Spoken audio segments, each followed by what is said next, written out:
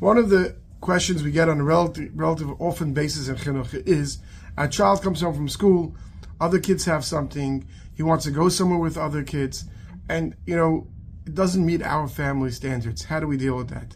I think it goes back to a very important lesson from this week's parsha. This week's parsha, at the end of the parsha, says, "V'higadita lebincha," and you should tell your children. There's times when it says "v'shinantam," there's times it says "v'limadatam." Here, when it comes to the storytelling of our yichus, where we come from, requires haggadah, requires on a regular basis just telling the story of who we are, where we come from.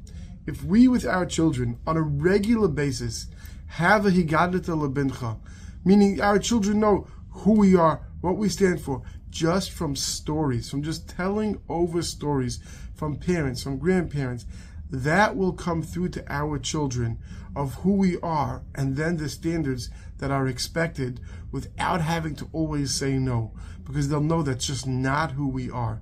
Doesn't always work so easily, but part of Chinuch is for them to know who we are. Not just V'higadol bincha that the Torah is talking about, that we came out of Yitzis Mitzrayim, but know what our mishpacha stands for through a storyline of just telling and telling stories to build up what we stand for.